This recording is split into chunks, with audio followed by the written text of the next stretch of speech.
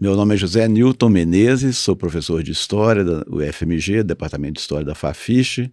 Estou aqui hoje para falar de queijo, de conhecer mais sobre queijo, de aprender sobre queijo e convido a todos para participarem, para ouvirem, para participarem, dando devoluções sobre essa nossa conversa. Olá pessoal, eu sou o Eduardo Girão, jornalista gastronômico e especialista em queijo, e hoje o assunto é justamente esse. No caso, queijo Minas artesanal, um dos nossos queijos mais difundidos, mais apreciados e que foi reconhecido, né, os seus modos de fazer foram reconhecidos como patrimônio cultural e material da humanidade, e hoje a gente vai falar um pouco sobre isso, sobre vários aspectos, né, desse marco para a história desse alimento, que é o nosso alimento mais icônico, né, para os mineiros. Vem com a gente e manda o seu comentário, a sua opinião para a gente interagir.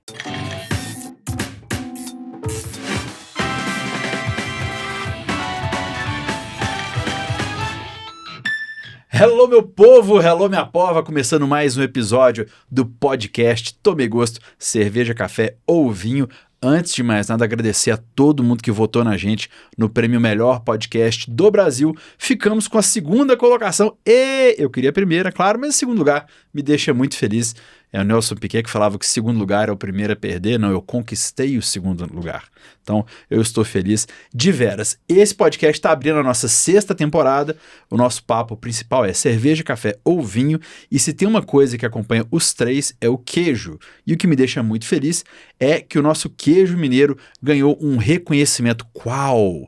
Vamos falar sobre isso e várias outras coisas. Dedicando também esse episódio à pessoa do meu queridíssimo Caquinho Big Dog, o lindão que agora ilumina a gente lá de cima. Então qualquer lembrança feliz, momento feliz, risada, qualquer coisa gostosa que a gente falar aqui, Caquinho Big Dog está homenageado. Viu, lindão? Você faz falta aqui, mas você abrilhanta nós aí de cima. Obrigado por tudo. Podcast Tomei Gosto, que é o lance de cachaça seleta de Salinas, Minas Gerais, para apreciadores de todo mundo. Beba com moderação. Use o QR Code ou a loja seleta.com.br com código TOMEIGOSTO para 10% de desconto. Hoje falaremos dos modos de fazer o queijo Minas artesanal se tornando patrimônio imaterial da Unesco, com duas pessoas. Uma delas já esteve aqui, eu começo por ele, Eduardo Tristão Girão. Cerveja, café ou vinho? Os três. Os três. Que beleza. Hoje você tomaria qual, assim? Hoje eu tô tomando uma aguinha, né? Aguinha. Mas eu tô pressentindo que mais tarde vai caber vinho. Muito bom. O tempo está quente na data de gravação desse podcast. Pergunto, é um vinho branco? Ó, se for de imediato, vinho branco, né? Mas se der tempo de chegar em casa, tirar o sapato, né? Esperar o motor esfriar um pouquinho, até dá pra ir um vinho tinto, né? Cara, eu tô com um negócio, não sei se a idade chegou.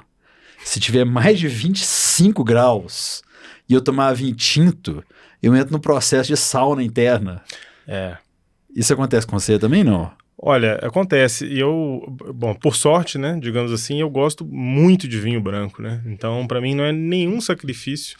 Muito pelo contrário, eu acho que o vinho branco ele tem o mesmo valor do vinho tinto, né? Cada bebida com a sua especificidade, com o seu momento, né? Mais ou menos como o queijo, né, também. Tem horas que você não quer parmesão, tem horas que você quer frescal, né? E acho que isso pauta muito o meu trabalho, inclusive. Então, assim, dependendo de como é que tiver hoje à noite, pode ir um tinto leve, né? Sua escolha, você que tá ouvindo esse cara falar muito bem sobre queijo. Tem um episódio aqui do podcast Tomei Gosto com ele, falando sobre queijo. Se você gosta, já anota aí logo depois desse episódio, você dá o play, procura ou no YouTube ou nos aplicativos de áudio. Tô tendo a honra de receber aqui o professor José Newton. Professor José Newton, cerveja, café ou vinho? Cerveja, verão é cerveja. Ai, sempre é cerveja. Sim, gostei do sempre é cerveja. Temos alguma preferida? Eu gosto mais das cervejas lupuladas, mas gosto, como o Eduardo bem disse, de variar muito, né? A diversidade sempre faz bem para o gosto.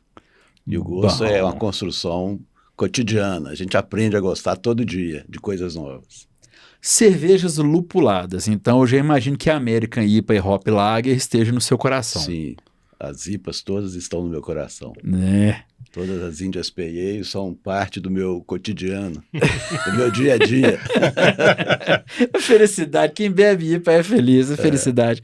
Mas você é da IPA aí para aquela amargosa de até coçar o nariz ou uma session IPA mais levinha acompanha bem? Daquelas de até coçar o nariz de amarga. É. Quanto mais amarga, mais gostosa. Engraçado. Você gosta de mostarda refogada? Gosto. A mostarda, pra mim, tem um negócio do lúpulo também. Quando você come uma mostarda ardida, coça o nariz, mas coça o nariz mesmo, dá um... Você Sim. percebeu isso? A mostarda não é uma comida cotidiana, né? Ela é pra gente aproveitá-la, assim, o seu gosto amargo, de vez em quando. Ah, entendi. Acho que o amargo sempre cabe, tem seu lugar. Tem seu lugar. Muito bem. Senhores, o queijo Minas artesanal, o modo de fazer queijo Minas artesanal, se tornou patrimônio imaterial da Unesco. Eu fiz algumas anotações aqui para a gente falar sobre isso, né? Foi reconhecido em novembro de 2024, na 19ª sessão do Comitê do Patrimônio Imaterial da Unesco. E aí tem uma série de coisas aqui, mas falou que das coisas mais tradicionais do Brasil, os modos de fazer o queijo Minas artesanal são transmitidos entre gerações de mineiros e representam o cuidado do povo com relação à natureza, o modo de vida dos produtores e a preservação da cultura mineira. Nesse sentido, essa inscrição reflete o compromisso do Brasil com a preservação e valorização de conhecimentos tradicionais brasileiros. Ponto. Acho que só nesse parágrafo que tem assunto para 1 hora de podcast. Antes da gente falar mais sobre isso, outras coisas do Brasil que também estão nessa lista: o Complexo Cultural Bumba Meu Boi no Maranhão, a Roda de Capoeira, graças a Deus, alguém reconhece a capoeira, o Círio de Nossa Senhora de Nazaré, o frevo como expressão artística do Carnaval de Recife, a arte Kuziwa, que é a pintura corporal e arte gráfica Waiapi, ou Ajapi, que certamente é uma coisa indígena. Waiampi? Tá vendo como é bom ter um professor? O samba de roda. Ah, isso é tatuagem deles? Essa é a linguagem. O que é essa linguagem? É uma linguagem indígena que trata muito, eu não entendo muito dela, conheço pouco, mas trata da questão da relação homem-natureza e representa essa relação em formas, principalmente de peixes, de folhas, de animais e de vegetais, principalmente peixes. Para quem tá só no áudio, o professor tem tatuagens, Waiampi. Cara, que coisa, até chocante. É bom ver que agora tá na moda fazer tatuagem, coisa brasileira, né? Por mais professores tatuados e lupulados, né? E lupulados, principalmente. Precisamos de mais assim. Cara, isso da camiseta da reserva, professor tatuado e lupulado. Essa foi boa, vou mandar fazer. Isso da camiseta da reserva. Vamos lá então. O que foi reconhecido pela Unesco? Modos de fazer o queijo Minas artesanal. O que é isso? Quem começa? Posso ser eu. Bom, é um registro que reconhece uma construção de cultura que identifica certos grupos sociais, que tem um valor de transmissão no tempo, ou seja, de tradição, muito forte, tá? Que é identitário, do seu ponto de vista de que o outro também vê esse grupo social identificado por esse modo de fazer, né, por esse produto que gera, né, gerado por esse modo de fazer. Então, é um registro que, na verdade, compreende, reconhece e valoriza algo construído historicamente por determinado grupo social. Como é que é? Desculpa. Compreende, reconhece... Compreende, reconhece, valoriza... Valoriza... algo que foi construído historicamente por um grupo que o identifica como próprio, né? Quando o outro, por exemplo, quando o estrangeiro, o turista, a pessoa de fora, vê aquele grupo identificado por um modo de fazer, né? O modo de fazer queijo identifica Minas, identifica o mineiro, identifica as formas de vida comum, cotidianas do mineiro, né? A domesticidade do mineiro, o familismo do mineiro. Uma série de questões ligadas a essa produção tem valores ligados a essa construção histórica que é o ser mineiro, né? Mesmo que todo mundo faça queijo, em Minas ele tem algo distinto, algo que é próprio, né? Algo que é uma construção muito valorizada por si, né? Pelo povo de Minas, e isso é registrado então como um patrimônio, um bem. Patrimônio é um bem. um bem de valor que se reconhece como tal. O conceito está muito bem explicado aqui, o professor Girão. O que é, na prática, o nosso modo de fazer queijo Minas artesanal? É o cara usar uma cuba de acrílico ou de uma gamela ao invés de inox, ou é além disso? O que é isso? Isso é um conceito muito difícil de delimitar, né? Acho que o Zé Newton vai concordar comigo. Porque por muitas vezes, inclusive em conversas, né, que eu tenho com muitas pessoas também, e falando sobre isso também em público, né, as pessoas falam assim, mas isso é artesanal, não é artesanal e tal, né, é uma coisa muito difícil de cercar, sabe? Fala assim, porque é um queijo feito com leite cru. Tá, mas se você vai na Itália, por exemplo, você tem grandes fábricas, né, de Parmigiano Reggiano, Grana Padano e tal, são queijos de leite cru. Né? Então você já deve ter visto aquelas imagens assim, de paredões de queijos, né? Que vem aqueles bobcats. Sim. Que vão virando o queijo assim, né? Sim. Robô e tal. E são queijos maravilhosos, são tradicionais e tal. E aí você vai dizer que são artesanais, né? Onde está o artesanato ali, né? Não estou dizendo que não tem, eu nunca fui nas fábricas, né? E aí, por exemplo, você vai vou dar um outro exemplo complicado aqui, né? Você vai aqui do lado, aqui em Itaverava. Itaverava tem um cara, uma família, né? Que é da Dechevre. São produtores de queijo de cabra, muito bons, né? Trabalha o Alisson, trabalha a Rose. É um casal, né? Não lembro se eles têm funcionários ou se não têm funcionários. Enfim, se tiver, deve ter, tipo, né?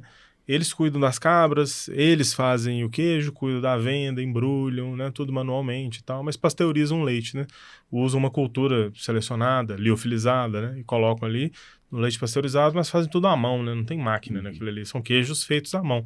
Tanto que você vê que eles têm pequenas diferenças, né, de tamanho, muito pequenas, né? Até, mas tem, né?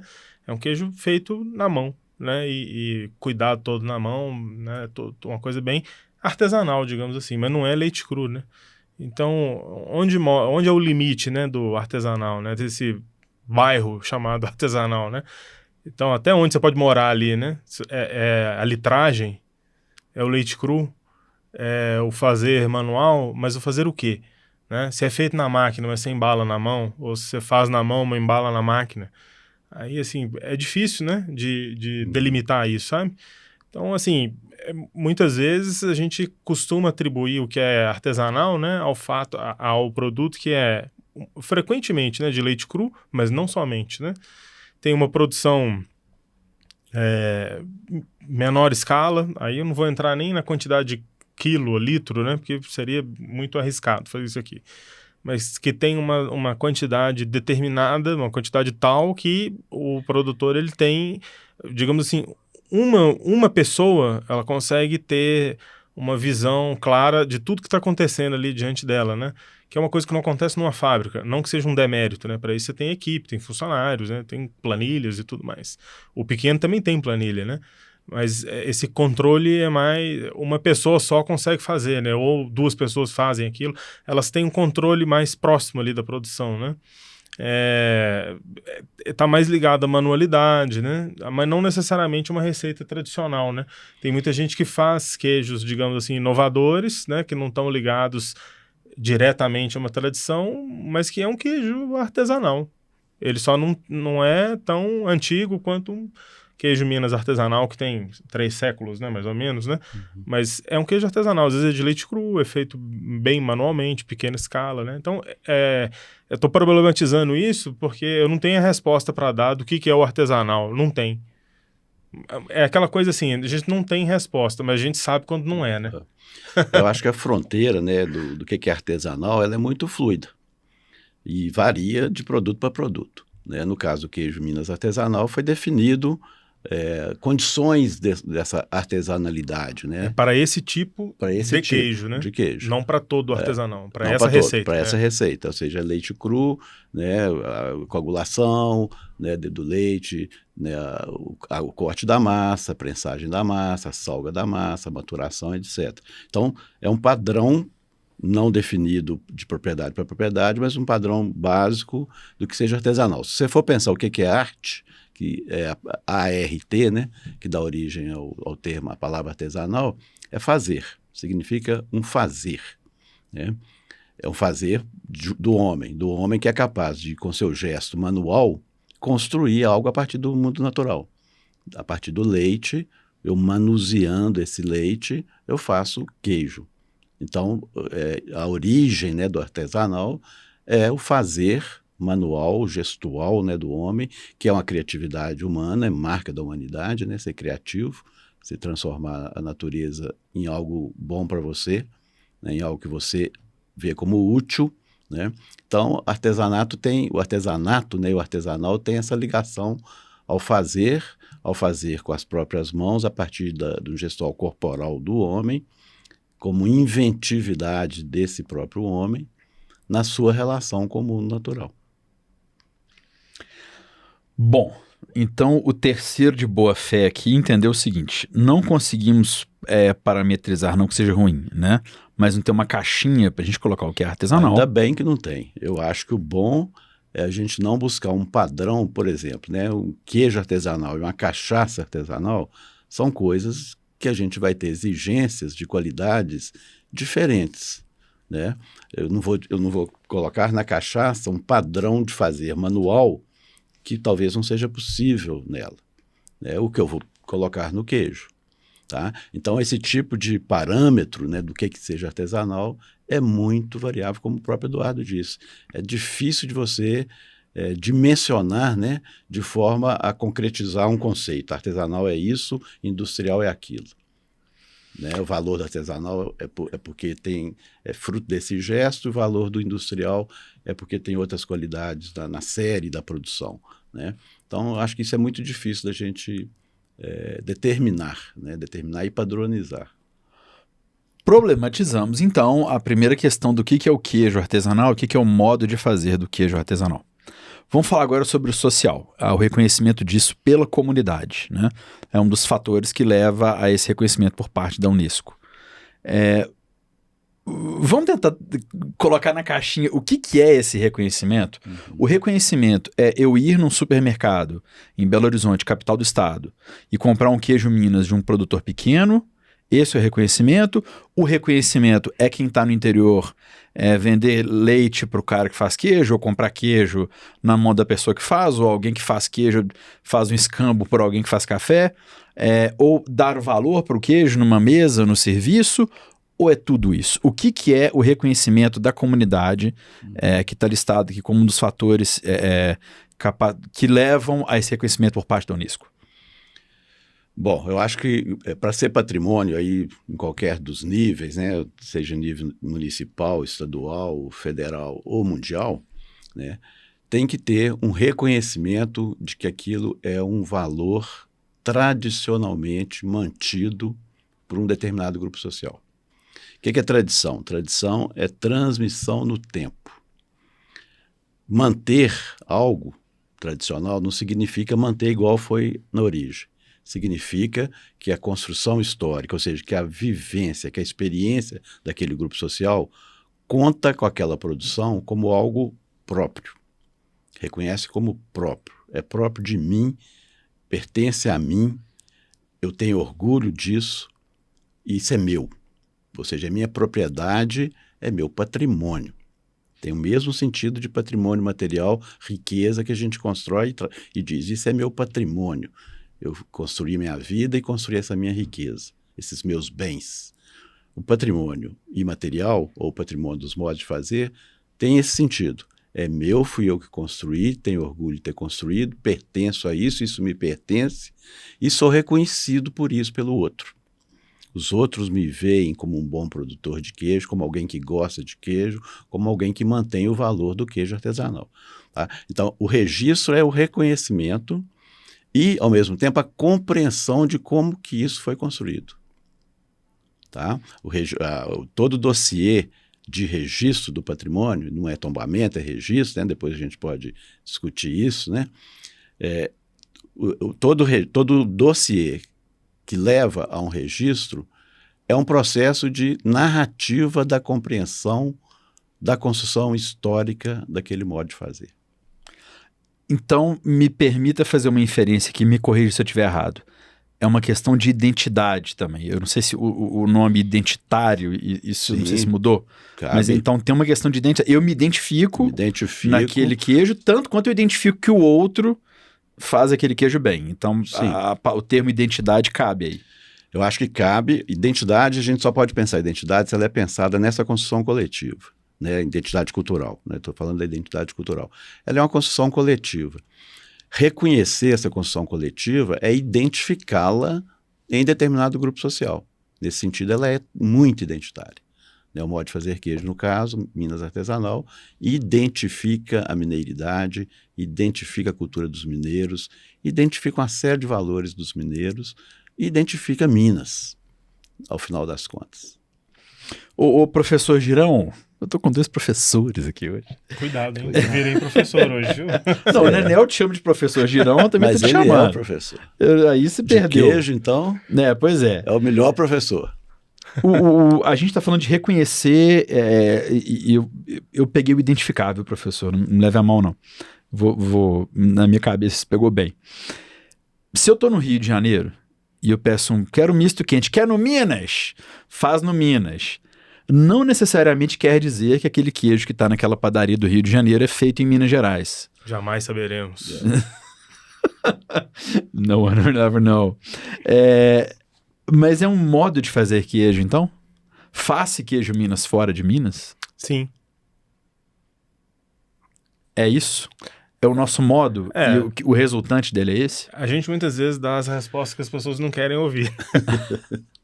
Mas assim, sim, isso não chega a ser um problema, né? O que a gente não pode é ter queijos com os mesmos nomes, né? Então, quando você tem, por exemplo, queijo Minas artesanal, você tem um produto, né, que foi regulamentado para ser produzido dentro do estado de Minas Gerais. Inclusive, fora das 10 micro-regiões. Você pode fazer fora, contanto que seja em Minas. Nem todo mundo sabe disso, ou muita gente esquece, né? Porque a gente sabe das 10 micro-regiões, né? Quais são as 10 micro-regiões produtoras? Araxá, Cerrado, Campo das Vertentes, vai me ajudando, hein? Cerro, Serra do Salitre, Entre as Serras da Piedade do Caraça, Diamantina, Serras da Bitipoca, Triângulo Mineiro e Araxá. São 10, tá? Se eu repetir ou falhei com alguma, a associação que me perdoe. Eu acho que Araxá foi 2 vezes, mas eu te perdoo. São 10, né? Mas tem Cerrado, né? Acho que eu não falei. Acho que Cerrado você não falou. Falou?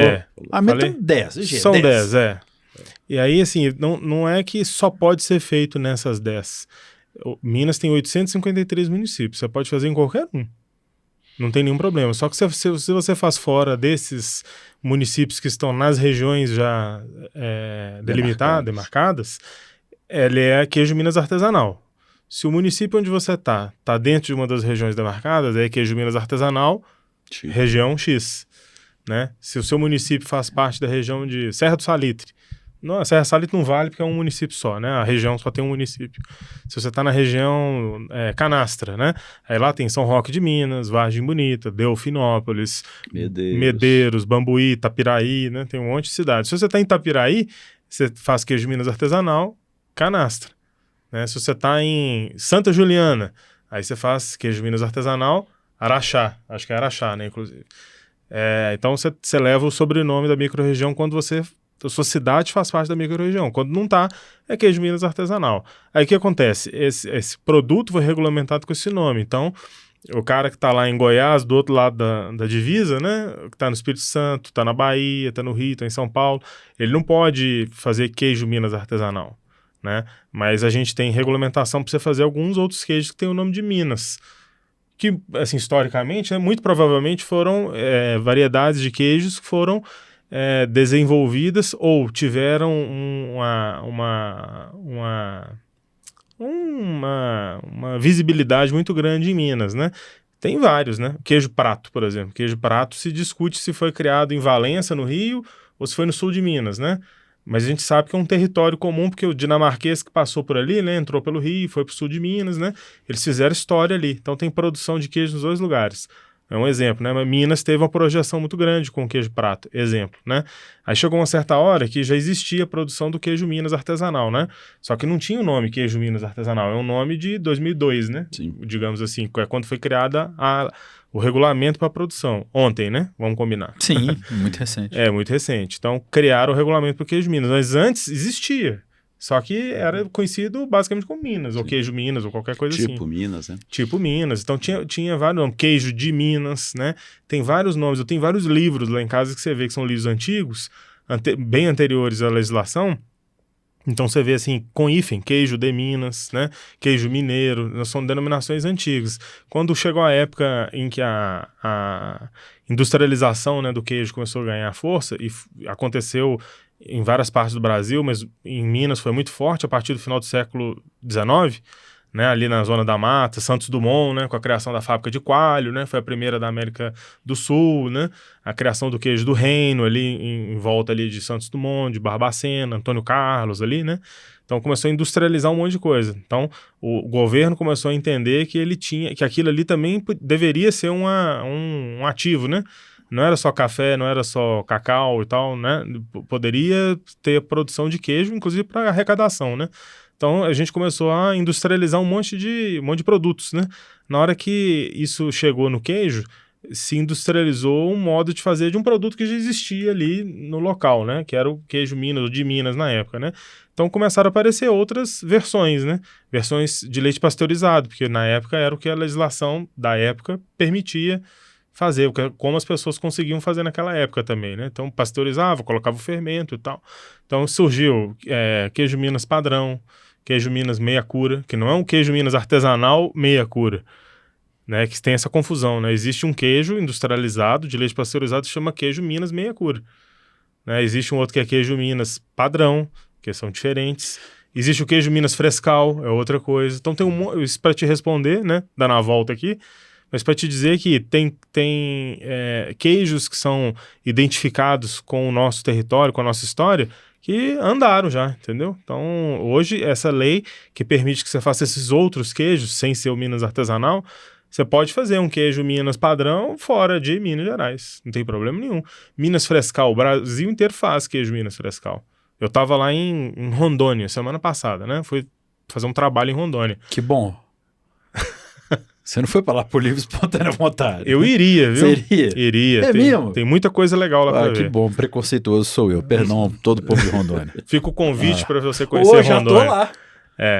Rondônia é muito quente, né? Mas tem muita coisa legal para ver. Eu vou lá no inverno, deve fazer 29 graus. O inverno é época de chuva, né? Nossa. Mas tem muita coisa bacana que a gente gostou muito de conhecer lá. E lá você encontra, você entra no supermercado, você vê requeijão de copo, você vê queijo Minas frescal. Eu fui num café no interior de Rondônia, né? Fui num café... Gente, como é que chama? Fica em Ouro Preto do Oeste, a cidade, né? Um café chamado Tertúlia Café. Um abraço aí pro Maicon do Tertúlia Café, inclusive. Um café muito legal. Faz um ótimo croissant e ele me mostrou um queijo artesanal feito no interior de Rondônia, se não me engano, em Alta Floresta. Estão falando assim de um queijo feito no bioma amazônico, né? Um queijo de leite cru, que é bastante semelhante com um queijo Minas, né? É um queijo de leite cru com um tamanho parecido, né? Tem um aspecto até semelhante, assim, né? Quando você prova, obviamente tem diferenças, né? Mas você vê claramente que é o modo de fazer do queijo de Minas, né? Um negócio que é referência em muitos lugares, né? Então tem uma pessoa lá no interior de Rondônia, na Amazônia, que está fazendo um queijo que é semelhante a esse, cujo modo de fazer se originou aqui. Deixa eu só voltar, então, para a gente voltar a falar do reconhecimento por parte da Unesco, que não é tombamento, vou te perguntar isso daqui a pouco. Você falou das 10 regiões produtoras de queijo de Minas Gerais. A partir do momento que esse queijo ganha isso é uma denominação de origem controlada? É DOC, é alguma coisa? É IG ou não? Isso é uma convenção? No Brasil, existe na Europa vários mecanismos, né? Sim. IGT, IGP, DOC, né? Tem várias siglas, né? No Brasil, basicamente, tem duas. Elas são divisões da indicação geográfica, né? Então, você tem indicação geográfica na modalidade indicação de procedência e na modalidade denominação de origem. São essas duas modalidades principais. Quem regula isso é o INPI, né? Então, aqui em Minas, por exemplo, a gente tem 3, que são na modalidade de indicação de procedência, todas para queijo Minas artesanal, que são a canastra, o cerro e o cerrado, né? Fora de Minas tem outras, né? O queijo do Marajó, por exemplo, ele tem, se não me engano, indicação de procedência também.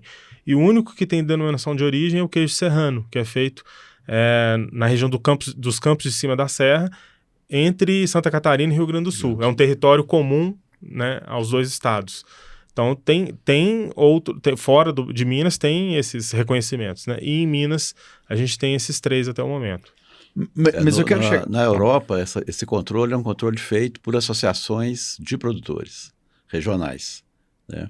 Então, o controle do DOC, né? É um controle feito pelos próprios produtores em associações reconhecidas, regionais, fazem todo o controle de qualidade e reconhecem e põem o selo, né? No nosso caso aqui é diferente, é o INPI, né? INPI, Isso aqui no Brasil, eu acho que em algum momento nós vamos ter que ter um podcast sobre isso. Porque, por exemplo, no café existe região e existe origem controlada. Tem região de café que dentro dela tem outra. Alguém do café vai querer me matar, mas, por exemplo, eu acho que dentro do Cerrado tem umas 2 ou 3 e dentro como é que é? Dentro do Matas, do Vertentes tem outras 2 ou 3. Isso a gente ainda está meio incipiente nisso, precisamos nos organizar melhor. Mas sobre o queijo, a partir do momento que o queijo ganha esse sobrenome, queijo Minas Canastra, queijo Minas Araxá, queijo Minas outra coisa, ele necessariamente agrega valor ou espera-se uma característica sensorial, ou seja, um gosto, alguma coisa diferente de um para o outro? Sim. Então ele ganha valor e diferencia. Esses mecanismos, né, eles têm várias funções, né? O Zé Nilton vai saber acrescentar bem, né, a isso também, mas pelo que eu entendo, né, ele tem várias funções. Uma é regular, né? Ou seja, se você quer chamar o seu produto de queijo Minas artesanal, você precisa seguir regras, né? Então eu não posso fazer de leite pasteurizado, eu sei de leite cru e tá tudo certo, é tudo Minas artesanal, não pode. Então tem que ter uma regulação, né? Regulamentar como deve ser produzido, né? Quando já está regulamentado, você pode ser fiscalizado, né? Inclusive, isso traz segurança, né? Protege quem está fazendo daquele jeito, né? Para que todo mundo que tem aquele nome do produto faz daquela mesma forma, protege o consumidor, que vai saber que está comprando uma coisa que é feita de uma determinada maneira, que é fiscalizado e tudo mais. Ele serve também como uma ferramenta para promoção, né? Para promoção daquele produto, daquele território, né? Então ele tem muitas funções, né? Então ele serve para isso, para proteger aquilo, né, da forma como é feita. Então nós que fazemos daquele jeito, nós não podemos compartilhar o mercado com pessoas que querem colocar aquele nome também não fazem do meu jeito. Então isso tudo são medidas de proteção mesmo, eu acho que é correto, tem que ter. E funciona, automaticamente funciona como uma ferramenta de promoção, né, de divulgação também. Todo governo, né, qualquer poder público, né, que gere esse tipo de produto com esse tipo de característica, deve tirar proveito disso para poder, né, falar do produto do seu território, né? Então, se o Ministério do Turismo, né, vai lá fazer uma campanha, alguma ação, né, fora do Brasil e tal, imagina o que ele não tem debaixo do braço agora, né? Numa certa época não tinha nada. Depois ele passou a ter um produto que o modo de fazer é reconhecido em âmbito estadual, quando era na época do IEFA. Depois foi IFAM e era patrimônio nacional, né? E agora é Unesco, né? Então é global, né? Então, assim, isso tem um peso, né? Isso é importante, né? Isso tudo começa lá atrás, quando foi regulamentado o modo de fazer daquilo, né? Daquele queijo, né? Porque muita gente foi insistindo e fazendo sempre daquele mesmo jeito, né?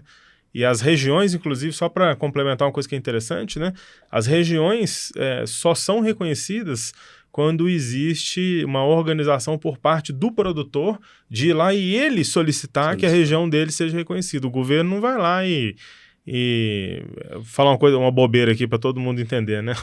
Queijo Minas artesanal Savassi, né? Feito aqui em volta da Savassi. Se a gente que está aqui na Savassi não for lá e falar assim, pô, aqui na Savassi tem 100 produtores, né? O território aqui é diferente do da Canastra, é diferente do Cerro. O exemplo é doido aqui. É um terroir asfáltico. Um terroir com aroma bem próprio. O que a gente tem que ter em mente é que os territórios constroem unidades. unidade de sabor, unidade de cor, unidade de textura, dado por quê? Dado por acervos biológicos, né, naturais, um acervo microbiano específico, né, que varia muito, mas que determina uma certa unidade territorial, um acervo natural, né, com pastagens específicas, né, que vão determinar gostos diferentes nesse leite, um acervo climático específico. Então, uma série de características biológicas, né, dão certa unidade nesse produto do modo de fazer, né? Essas unidades são questionáveis. Eu costumo dizer que de uma fazenda para outra muda-se o queijo. A gente reconhece o produto de um produtor X ou de uma produtora Y, né? Porque há distinção de fazendas vizinhas, né? Isso não quer dizer que não haja uma unidade dada por esse acervo microbiano, climático, de pastagens, de vegetação, etc., né? Que, de certa forma, condicionam esse produto final, né? Obviamente que com distinções e com diversidades, mas dão uma certa unidade. Então, reconhece-se esse terroir, como os franceses chamam, né? Que aí são todas as condições naturais acrescidas do saber fazer, né? Esse fazer, né, que a gente está discutindo aqui desde o início, né, o artesanal, ele é, no fundo, um saber, né? São pessoas que sabem fazer, né? E esse saber fazer não se distingue muito, ou seja, são construções de certos grupos sociais da inteligência dessas pessoas, da criatividade dessas pessoas, e isso se soma a todo esse acervo biológico, né? Inclusive, isso que a gente fala, né, muito também, do conceito de terroir, né? O conceito de terroir não é só a parte natural. Física natural. Né? Fala assim, o terroir daquele lugar, né? Muita gente fala assim, né?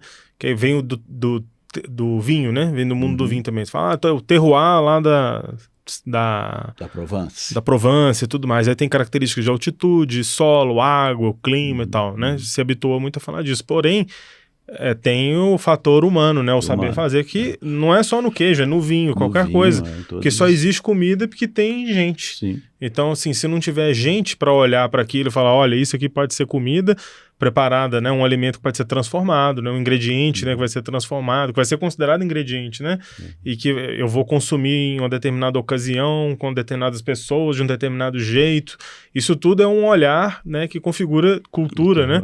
Então, o terroir é uma equação somatória, né, de fatores naturais e humanos, né? Isso nada vira comida sozinho, né? Isso é importante falar, mas as pessoas esquecem disso.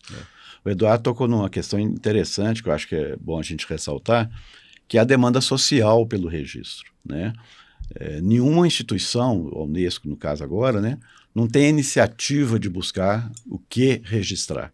São demandas a partir dos grupos sociais que produzem, que demandam esse registro, né? E, ao demandar, vão incorporar informações que vão ser avaliadas para gerar um registro, né? Então, nada é feito. No caso do IFAM, a mesma coisa, do IEF, a mesma coisa. É lá na base, né? É a base. Então, a região tem que demandar. Eu quero que o meu território seja reconhecido como uma região produtora, o nome X. Quando eu fui contratado pelo IFAM para fazer o dossiê do queijo Cerro, foi esse o contrato, em 2005. Eu argumentei o IFAM porque apenas o queijo Cerro, se existiam outras regiões com a mesma demarcação, já com estudos, etc. E aí o IFAM me respondeu, teve a demanda social da Associação do Cerro, dos amigos do Cerro, dos produtores de queijo do Cerro. Se o senhor estiver interessado, acione outras regiões. E eu fiz essa ação de acionar outras associações da Canaça, de Araxá, do Salitre, né, para que eles tomassem a decisão de aproveitar, né, que estava sendo feitos os estudos para o Cerro e demandassem que o IFAM ampliasse esses estudos, né. Na época gerou até um certo ciúme, um certo mal-estar, assim, mas acabou que 4 regiões foram registradas em 2008. O queijo deve muito a você nesse momento. Parabéns, parabéns. Porque seria registrado em 2008 apenas o modo de fazer queijo artesanal no Cerro, né? E aí entrou o pessoal de Araxá eu não conseguia acionar o pessoal de Araxá. Estava na época uma certa disputa na associação, eles não conseguiram se organizar para fazer a demanda. Mas Canaça, Cerrado e Alto Paranaíba fizeram essa demanda, né? E aí o IPHAN incorporou a demanda do Cerro e o registro foi para as 4 regiões. A pesquisa foi estendida para as 4 regiões e a documentação, tudo foi estendido e aí foi incorporado essas outras 3. E mais tarde isso tudo foi ampliado para as outras regiões que vieram. Ao ser avaliado com 10 anos, foi até um pouquinho mais de 10 anos, foi, se não me engano, em 2020, já em plena pandemia, foi reavaliado. Teria que ser 2018, mas houve um atraso. O IPHAN, então, resolveu incorporar mais 6 regiões, né, que já tinham feito estudos. Eduardo deve saber melhor isso. A Emater já tinha feito demarcação de outras regiões. 2017, até 2017, acho que, se não me engano, foi a 7ª, que foi o Triângulo Mineiro. Eu sei que em 2020 incorporaram-se mais 6 e fechou a avaliação, a primeira avaliação com 10 regiões reconhecidas. Parabéns. Parabéns, aí estamos com a história aqui na nossa frente, né? Deixa eu só trazer um pouco para a parte prática, que é importante também, né? E tudo vai chegar lá. Canastra é um queijo reconhecido. Então, qualquer lugar que eu for, tiver um queijo Minas, qualquer coisa, muitas vezes nem rótulo tem. E o cara fala assim, esse aqui é um queijo Minas legal e esse aqui é um queijo canastra. Só do queijo canastra chamar canastra, ele vai ser um pouco mais caro. Normalmente. Aonde que eu quero chegar? O reconhecimento do modo de fazer do queijo Minas artesanal vai agregar preço também para o produtor? Eu acho que Ou é difícil falar isso agora? Não, eu acho que o Eduardo sabe dizer isso melhor porque conhece mais essa realidade da produção. Mas eu queria só adiantar que acho que vai depender muito.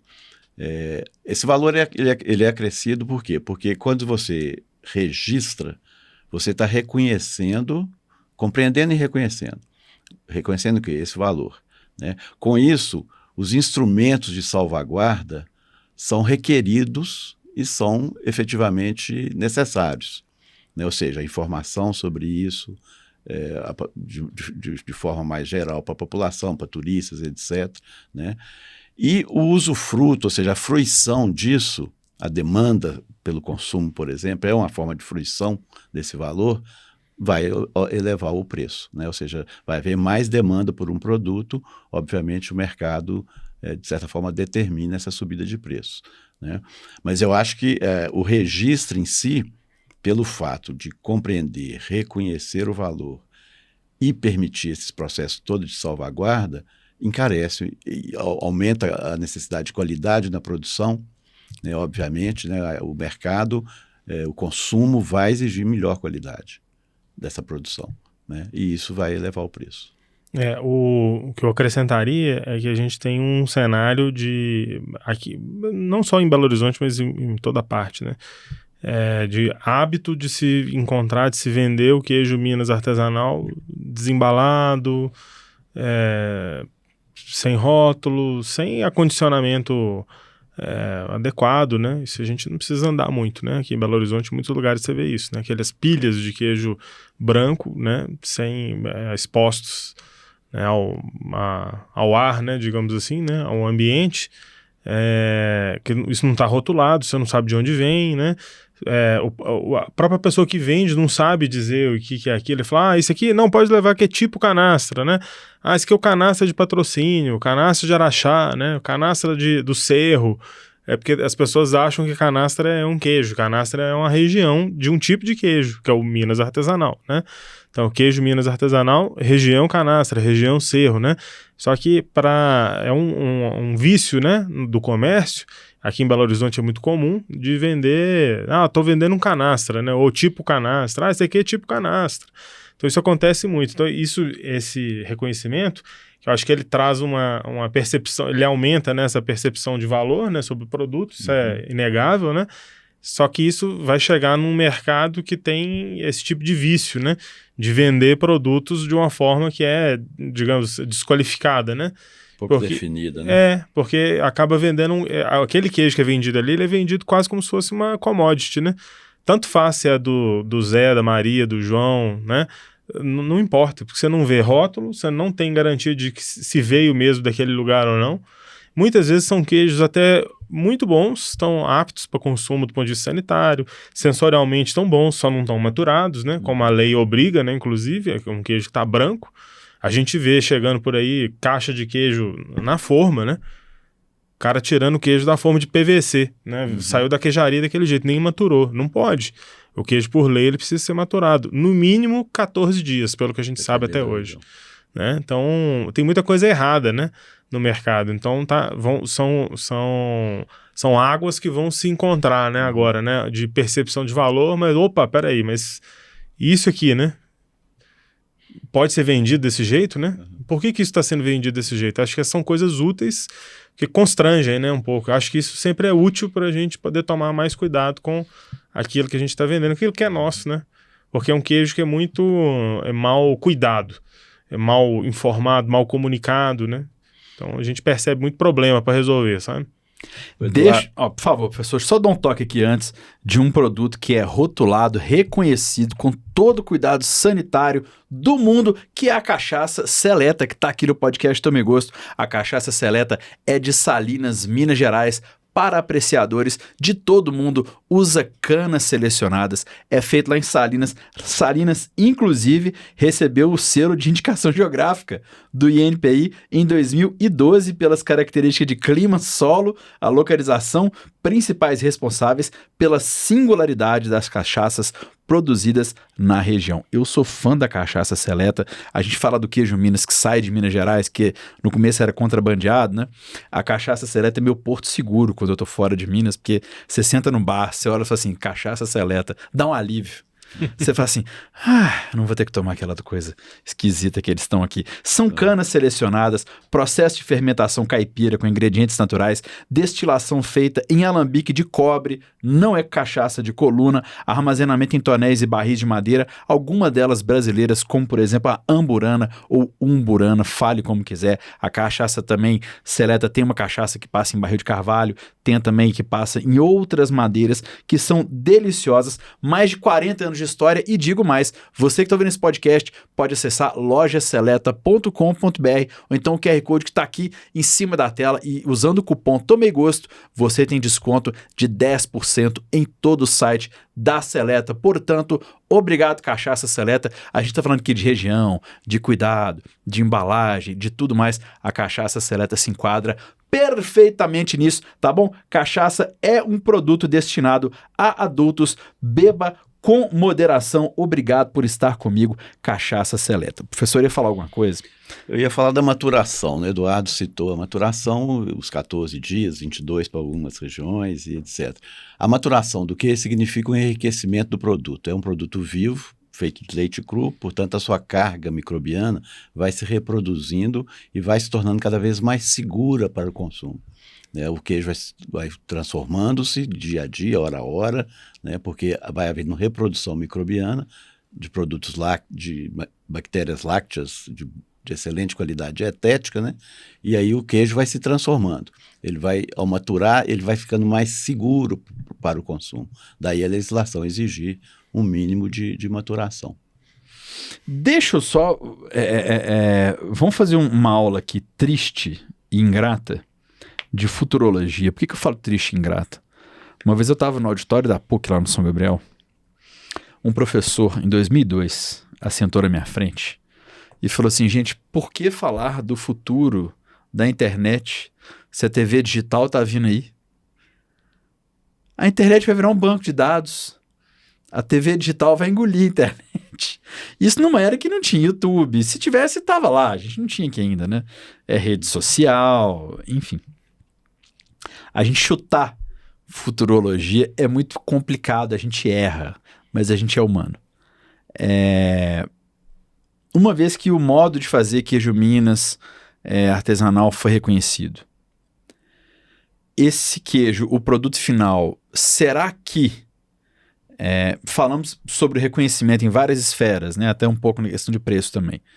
Mas será que é um desafio que o nosso queijo vai tirar o pé do acelerador, vai estacionar e falar assim, aqui estou, é desse jeito, pronto, acabou? Ou Será que vai vir uma onda também de, opa, pera, isso que eu faço é legal, é relevante? Existe muito mais recurso hoje em dia para falar sobre a produção de queijo que há 20, 30 anos atrás. Então, quem quiser, eu tenho certeza que pode sair do Brasil ou ficar aqui mesmo, estudar e otimizar produção, portfólio, enfim. Ou será que nós vamos sentar em berço esplêndido? Dá pra gente chutar alguma coisa de futurologia aqui? Dá, a gente vai chutar e daqui a uns anos a gente vai assistir isso e vai rir. Pois é o jeito, né? Não, mas a gente tá se propondo a isso. Quando a gente chuta, a gente erra, né? Quando a gente chuta, a gente erra. Eu, como historiador, jamais vou prever algo, né? A história pensa, olha para trás e pensa, e interpreta e compreende, né, o que passou, né? Mas, obviamente, o que passou a partir do que eu, que estou no presente, penso e naquilo que eu acho que eu tenho expectativa de futuro. Então, a gente tem expectativas de futuro. Eu acho que as duas coisas, não sei o que o Eduardo pensa, acho que as duas coisas podem acontecer, né? Pode acontecer que uma determinada região assente na glória e não evolua, não tente mudar, né? Não tente melhorar, e aí pode ser que fique estagnada, pode ser, inclusive, que haja um processo, sei lá, de perda do valor, né?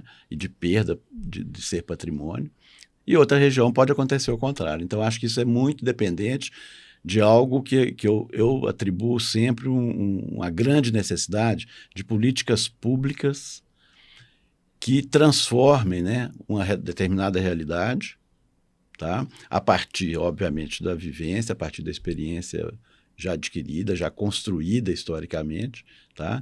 E essa ação pública, seja de uma associação, seja de um município, seja de um governo, né, seja de Estado, né, ela pode assegurar um futuro bom, né, ou pode pelo menos tentar assegurar esse futuro bom. Eu acho que não é próprio do homem, na questão do patrimônio, assentar no conquistado.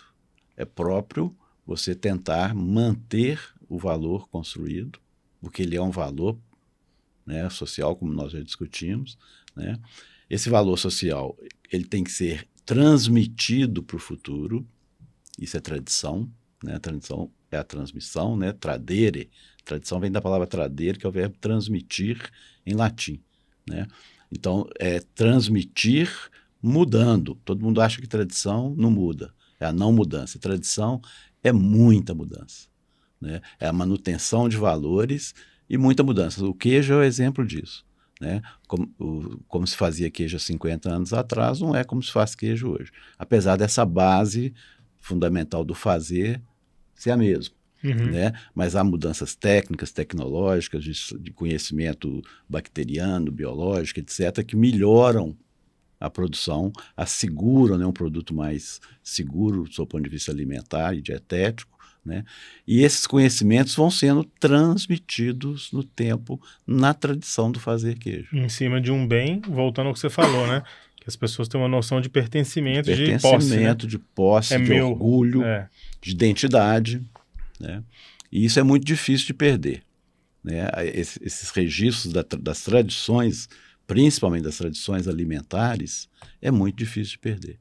Algo que perde o significado, ele pode, para a sociedade, para um grupo social, pode deixar de ser construído, tá? Mas enquanto tem significado, não deixa de ser construído. Continua-se na transmissão no tempo. Ô Girão, deixa eu te salvar dessa pergunta aqui. Hoje eu tô tranquilo, o Zé Nildo tá aqui do lado. Ele tá suave pra você. Segura todas. Só pra gente fazer um paralelo, antes de eu vir pra cá, eu peguei alguns outros itens que têm esse mesmo reconhecimento por parte da Unesco. A arte do pizzaiolo napolitano, a refeição francesa, e tem outras questões francesas também, o know-how artesanal e a cultura da baguete. Eu acho que talvez seja um paralelo com o nosso queijo Minas, né? Porque tem um reconhecimento, tem importância na sociedade, né? Isso tudo que a gente significa para eles, né? Botar a baguete embaixo do braço e sair andando. A cozinha mexicana tradicional, a dieta mediterrânea, tão famosa, né? A dieta mediterrânea. A cultura da cerveja da Bélgica, e existem outras também derivações disso, mas eu peguei esse mais específico. Método de fabricação de um vinho específico da Geórgia, cujo nome eu não vou arriscar falar porque eu não sabia. Quevevre. Acho que é isso. Feito em ânfora. Ah, então é.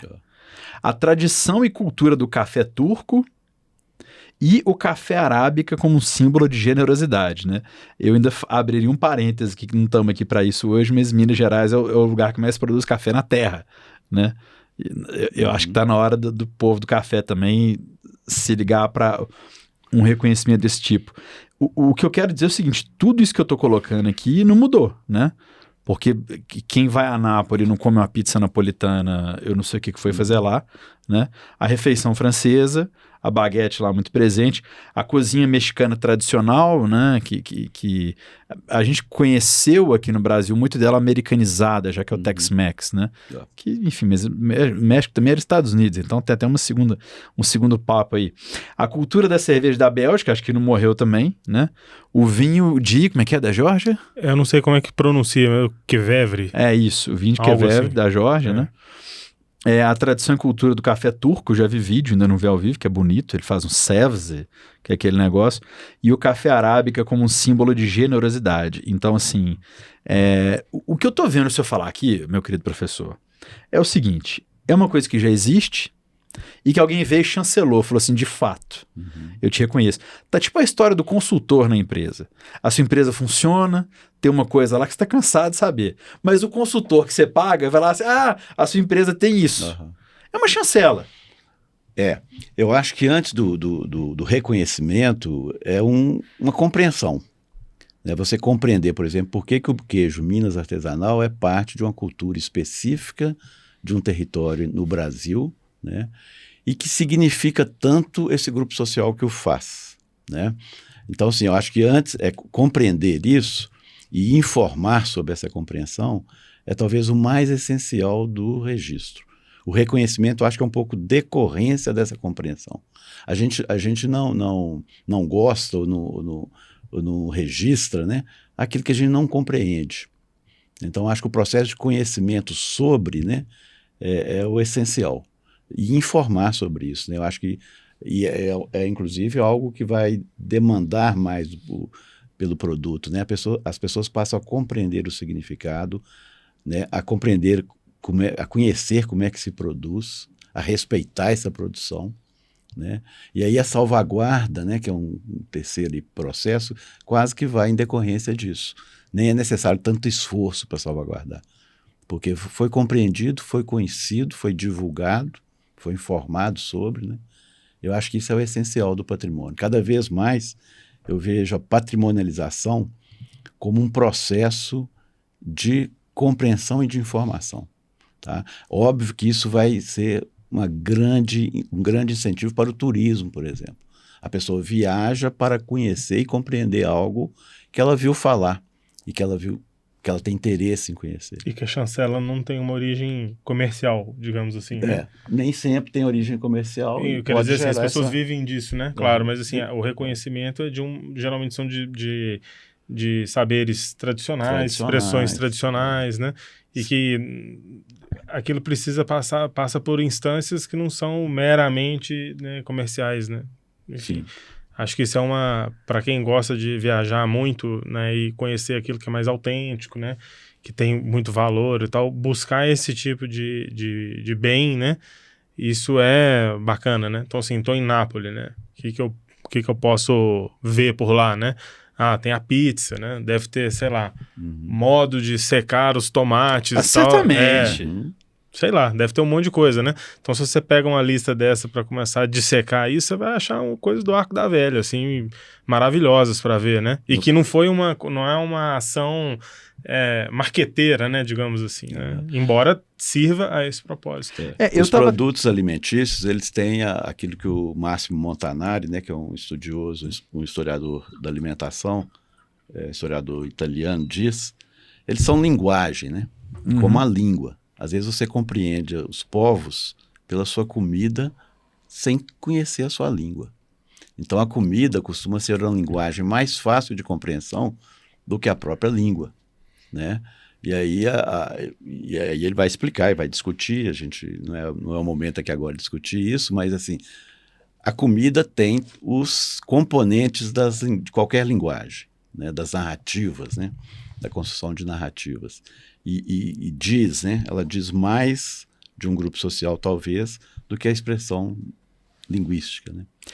Me preocupa muito essa questão, vocês falaram do turismo, né? O último levantamento que eu peguei aqui, que até novembro de 2024, o Brasil recebeu 5.967.000 turistas, né? Quase 6 milhões. Quase 6 milhões, então nós vamos bater ao final do ano.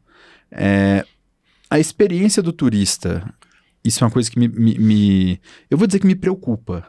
Eu acho que aqui no Brasil a gente faz isso muito mal, Minas Gerais consegue ser pior ainda.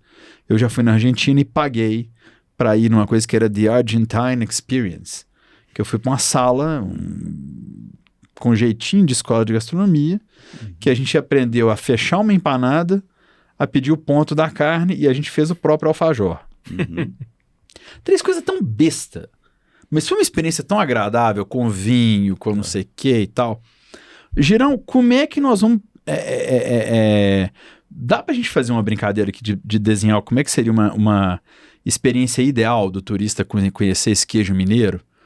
Porque ainda é muito discreto. Eu conheço uma fazenda aqui perto, que é Queijaria Inconfidentes. Sim, né? que tá aqui em Cachoeira do Campo, aqui pertinho. Cachoeira do Campo, que eu acho que vai se tornar um polo turístico, porque tá no caminho de Ouro Preto. Tem um Vila Galé sendo feito lá, que vai ter o próprio vinho feito lá, até onde eu sei.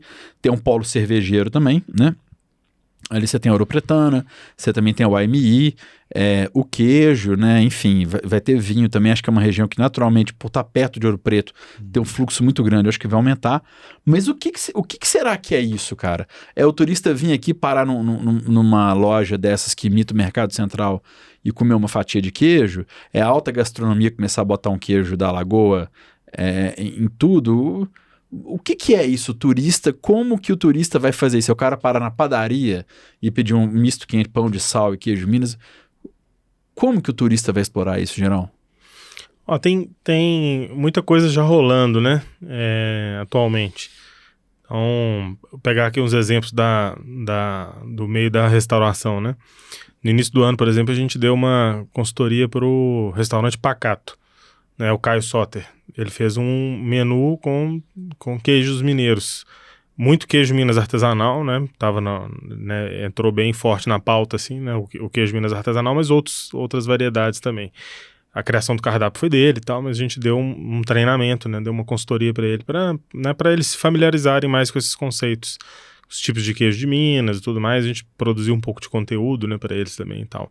Então você vê uma preocupação desse setor com isso, né? E recentemente, estou fazendo propaganda minha aqui, né? Mas é porque são coisas bem interessantes de ver, né? Porque, né, de um lado, um restaurante como o dele, né? Que é um dos principais restaurantes que a gente tem em Belo Horizonte, fazendo um menu degustação baseado no queijo, né? É uma coisa notável, né? Porque Sim, fantástico. Deveria existir até mais. É estranho ter um só. A gente aliás, parabéns pelo seu trabalho. O Caio Soter é um cara muito legal e a casa é fantástica. O mérito todo dele, né? Claro, não tô surfando aqui no trabalho dele, não, mas a gente, né, deu né, fez, em algum momento, colaborou ali junto com ele, né, e tal. Então foi bacana participar disso, né? Que é um momento, assim, de um menu degustação, né, voltado para esse alimento. E, recentemente, né, para dar um outro exemplo aqui, a gente deu uma consultoria para um outro restaurante que abriu agora, chama 31, por extenso. Fica em um hotel, né, que ainda vai ser inaugurado aqui, né, um hotel ali próximo à Praça da Liberdade. O 31 já está aberto e ele tem, não a degustação de queijos, o menu degustação de queijos, né, ele tem um serviço de queijos. É como se fosse uma pequena degustação, né? Um carrinho vem até a mesa, igual a gente vê em restaurantes da Europa e tal. Vem um carrinho de madeira, né? Ele se desdobra e aí ali um sommelier de queijo, né? Que se formou, né, na sua experiência própria, mas se juntou a nós nesse momento, né? Que a gente fez o trabalho junto com eles para ele adquirir mais repertório, né? Mais conhecimento também, né? Então a gente trabalhou na seleção de queijos, né? Trabalhou no aprimoramento, né, da formação dele, né, também. Então ele, né, o nome dele é Ronaldo, né, inclusive, o Ronaldo Alves, ele é o responsável, né, ele é um sommelier de queijos, né, da casa, que tem um sommelier de vinho, né, também trabalhando lá, tem um sommelier de queijos, né, é um restaurante, digamos, mineiro contemporâneo, né, porque ele apresenta esses preparos, né, pratos mais contemporâneos, né, com ingredientes mineiros, com técnicas mineiras, não é só ingrediente, tem a técnica também, o saber fazer, né. né? Então eles fazem essa reinterpretação, né, de vários elementos da culinária mineira, vários pratos e tal, e tem o serviço de queijo, que é um negócio muito legal. Então assim, eu não conheço, pode ser que eu não esteja falando e tenha outro aí, mas eu não conheço outro serviço que tenha vindo nesse tipo, né, desse nível, né? Então, de um carrinho só de queijos de Minas Gerais, né? Fantástico. Então, é muito legal. Fantástico. Então, estou falando aqui de duas coisas. E tem muitas outras, né? Tem outros projetos, inclusive, que não têm ligação comigo. São outras pessoas também que fazem coisas, né, muito legais, né? Também de rotas de queijo pelo interior, né? Que lançam materiais informativos, né, também sobre queijo, que trabalham receptivo turístico em queijarias, né? Isso hoje já acontece, né? Então, assim como você vai, por exemplo, no sul do Brasil, é muito comum já ter o receptivo para o vinho, né, e tudo mais e tal. Aqui já começa a ter essa preocupação já do receptivo nas queijarias. Em muitos lugares isso acontece ainda de uma forma muito simples ainda, né? Mas já é um começo. Tem queijarias que já têm uma estrutura, né? Já tem um receptivo para isso, né? Então, tem loja para vender, além da queijaria, da casa da pessoa que habita, né, aquela propriedade, tem uma pequena lojinha, né, que vende, tem um espaço para degustação, né? Então você já começa a ver, isso tudo é reflexo da percepção do produtor, né, e dos chefes também, que são intérpretes disso que a gente chama de gastronomia mineira, né? Então existe uma interpretação disso num ambiente chamado restaurante, né? Então eles vão se apoderando disso, né, felizmente, né, e vão oferecendo experiências com esse produto queijo, né? Que é um produto que até então não tinha o mesmo destaque, né? Ele era um produto, isso é até uma pauta interessante, né, a gente falar também, que o queijo Minas artesanal, digamos que ainda tem, né? Muito uma visão, um produto muito cotidiano, no sentido comum, pequeno, né? Uma coisa muito corriqueira, banal, matinal, né? Cara, eu comi um queijo de Serra do Anta esses dias, bicho, que eu comprei um pedaço de queijo que ficou na minha casa quase um mês, velho. Que eu abri um pouquinho dele, tirava um pouquinho. Com dó. Com dó, não tinha condição, velho. Esse Eu queijo é acho fora do comum. Mas já é um queijo de fábrica de laticínios, né? Serra das Antas. Serra das Antas, Que são queijos muito bons, né? De leite pasteurizado. Nós temos uma indústria de laticínios de queijos muito bons, né? muito bons. Queijos que já nasceram industrializados, né? O prato, o queijo do reino, são todos exemplos as receitas, né? Todas estrangeiras, mas que fazem ótimos queijos. Eu acho que com a questão do turismo, se você me permite uma opinião, eu acho que a gente tem que aproveitar a ideia de um território do queijo também. O queijo, em torno dele, você tem, por exemplo, as quitandas de queijo, né? Então, ao construir uma rota para se conhecer uma queijaria, você pode conhecer uma série de subprodutos desse queijo. Subprodutos, entre aspas, aí. Ou seja, é uma farofa que se faz da rela do queijo, ou da rala do queijo, né? É uma quitanda, o próprio pão de queijo, né? É talvez tão identitário quanto o queijo, né? É uma quitanda que vem do queijo, né? A cozinha mineira patrimônio, que você atuou, fala muito sistemas, disso. Né? Os sistemas da cozinha mineira, né? Que podem gerar em torno da mandioca, do milho, que foram registrados, mas também em torno do queijo, né, em torno dos produtos lácteos, por exemplo. Então, acho que assim, o turista, ao buscar uma queijaria, provar de um queijo, ele pode conhecer outros produtos, outros fazeres, né, outras pessoas envolvidas. A quitandeira talvez não tenha ligação com o quartinho de queijo, mas ela usa o queijo para fazer uma quitanda específica, né?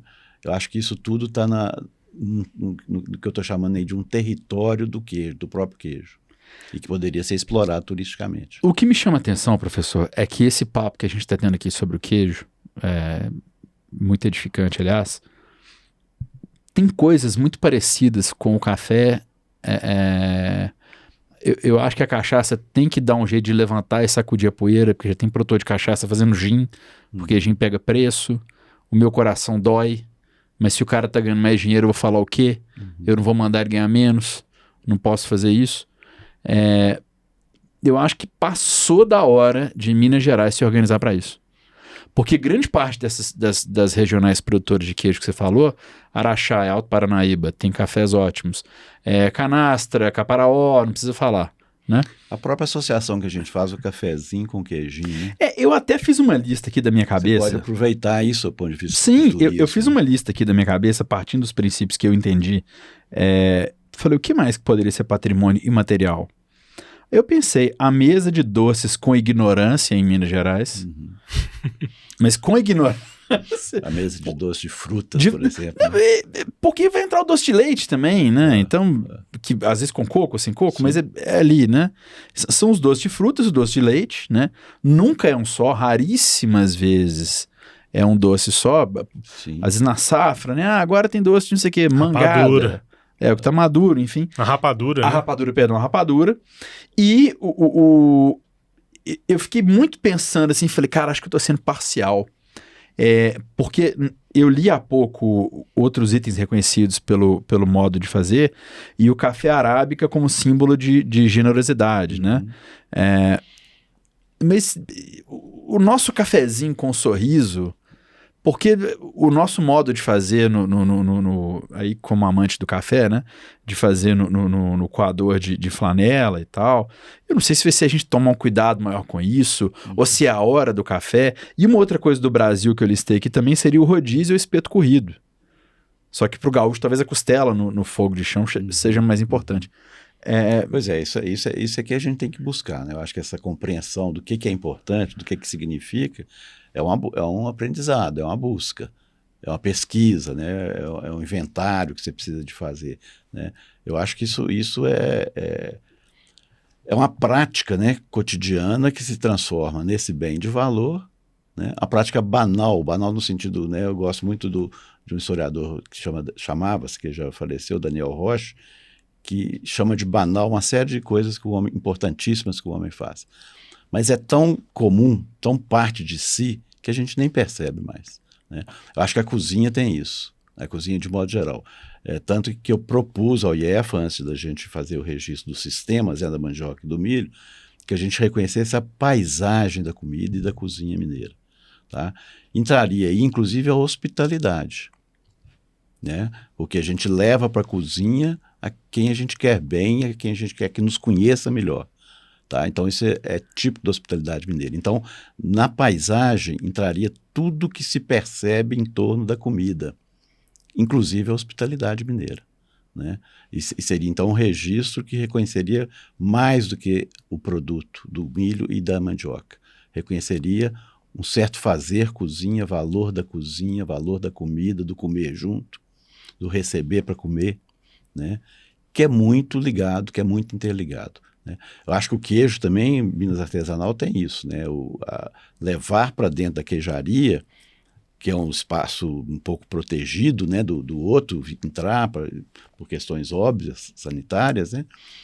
Mas que o produto, o final, o que sai daquele quartinho de queijo, né, é algo que é para ser mostrado, que é para ser vivenciado pelo outro, que é para ser compreendido, né, pelo outro. E não é só o queijo, né, é tudo que deriva dele, né?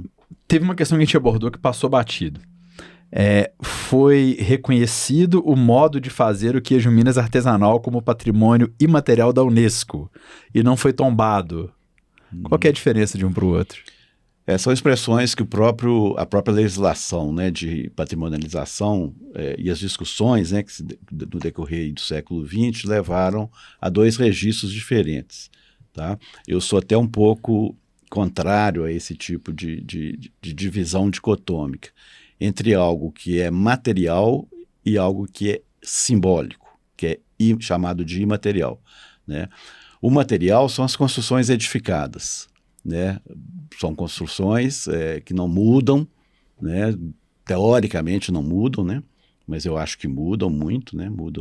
Um edifício muda muito a sua vida, né? Tem uma vida dele, edifício, que o transforma em funções, o transforma de certa forma no tempo, né? Então, eu acho que deveria ser tudo considerado patrimônio sem a distinção de material e imaterial. Mas nessa convenção, né, nessas convenções do patrimônio, se designou tombamento daquilo que não é dinâmico, daquilo que é edificado, que é pedra e cal, né?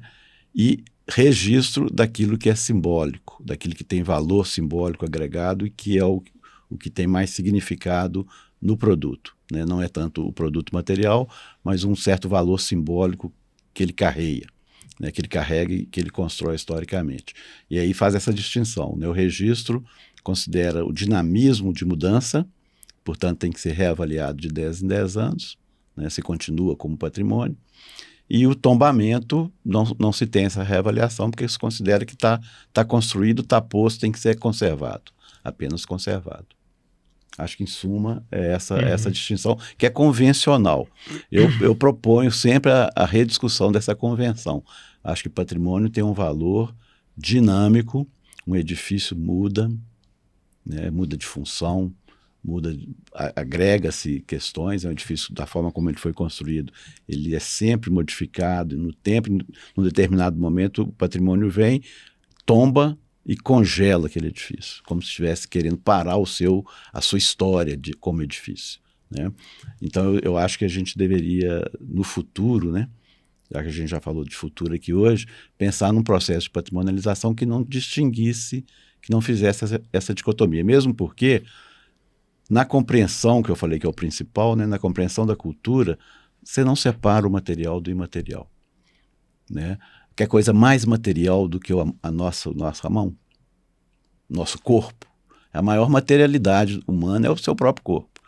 E a gente, no entanto, está fazendo, né, valorizando o que é artesanal como algo imaterial. O que vem da sua mão.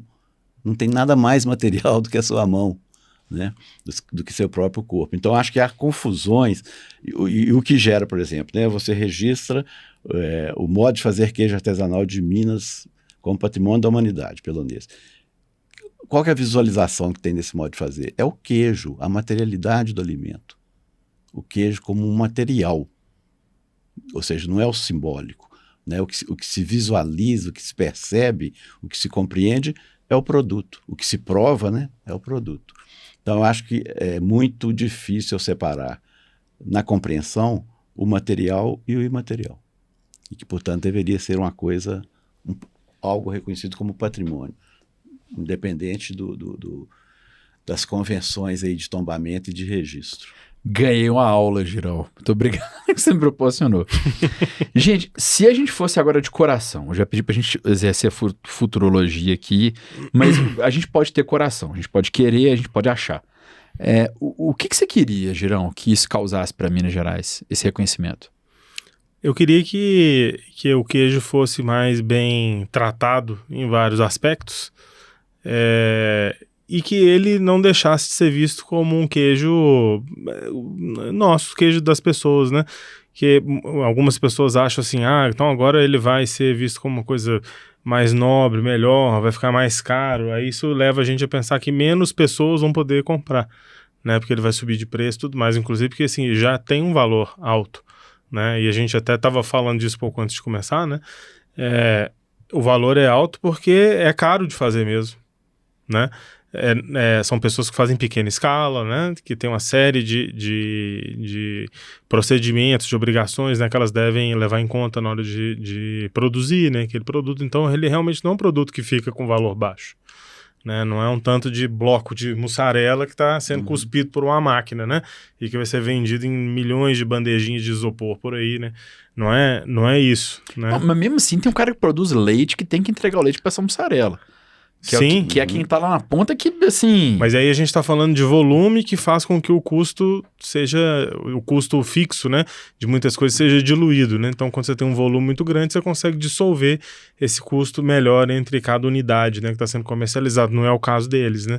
No caso deles, inclusive, obrigatoriamente, eles têm que produzir o próprio leite. Eles não podem comprar. Então, se eu quero aumentar minha produção, eu tenho que aumentar o tamanho da minha propriedade, comprar mais vaca, né? Vou ter que talvez ter mais funcionário, né? E tem um certo limite, né? Para produzir. Você não consegue... O cara que produz mais queijo Minas artesanal hoje, por exemplo, é o Eudes Braga, né? Pelo menos era, né? Ele produz quase 1 tonelada dia. É muita coisa. E ele, perto de uma fábrica de laticínio, ele deve ser pequeno. Ele é pequeno, né? Então, produzir 900 quilos, 1.000 quilos dia de queijo.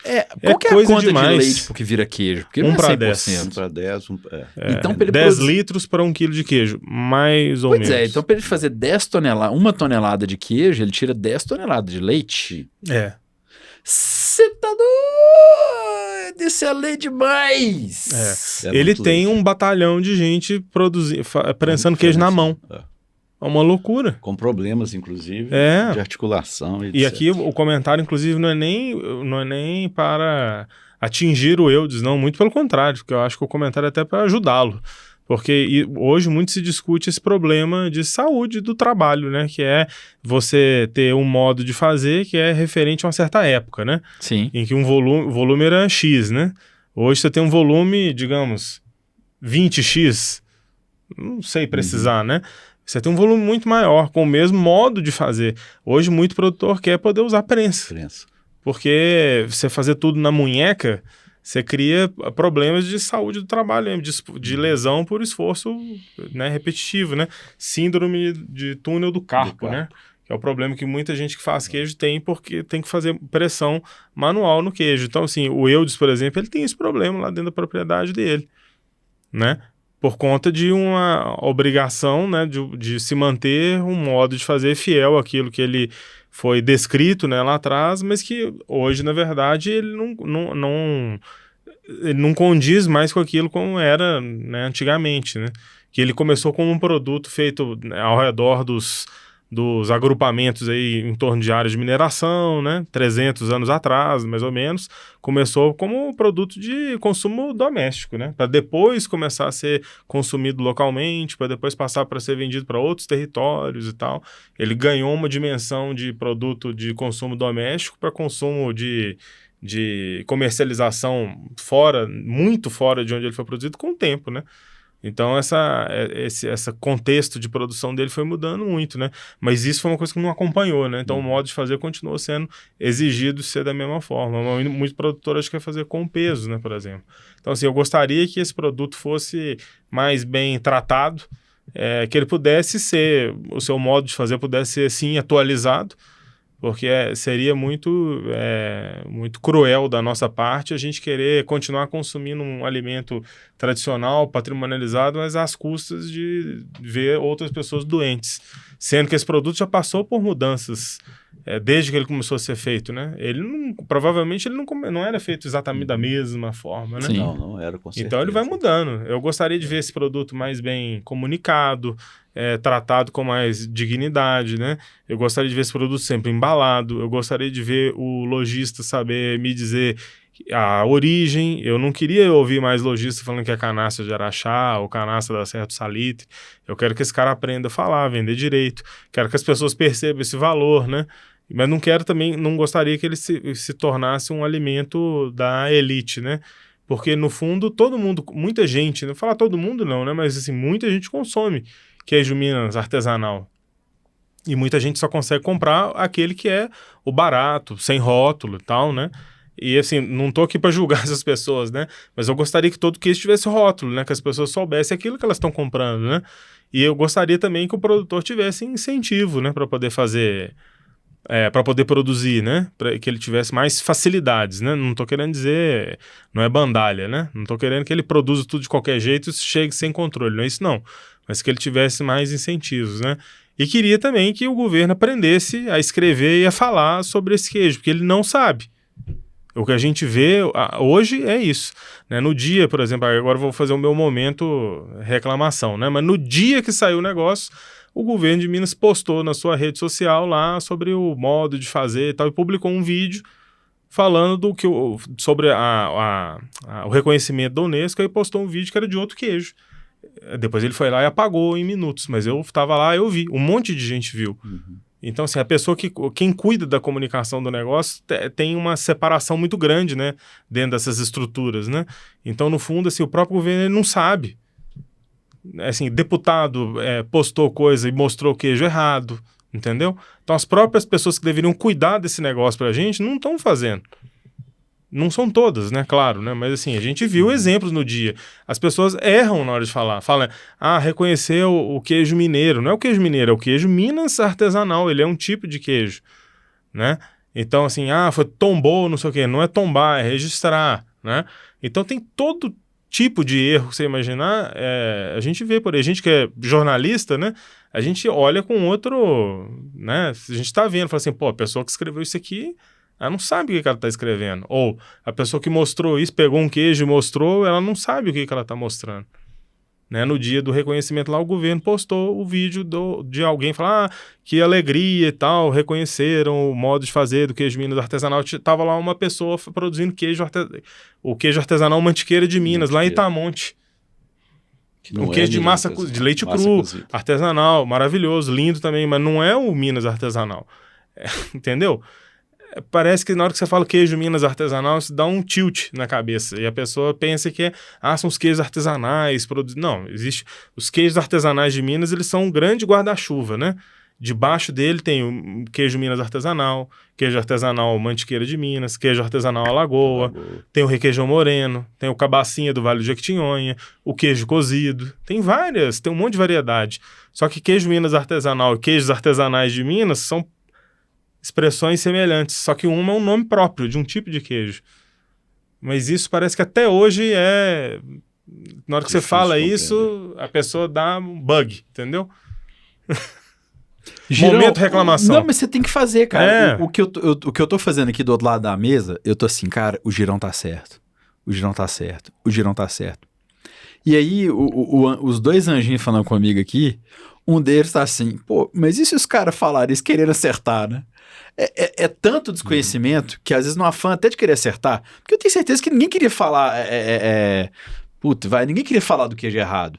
Mas a gente é tão ignorante sobre o que é nosso, que isso é embasbacante, né? Não tô querendo ser sacana não, entendeu? Não, mas eu assim, compreendo, eu tô fazendo os dois lados, Girão. Eu acho que tem coberto razão. O cara queria Se eu acertar. fosse você, eu tava pensando a mesma coisa. Claro que ele queria acertar, mas ele não pode errar. Sim. Ele não pode errar, porque ele é que toma conta disso. E ele deveria saber isso.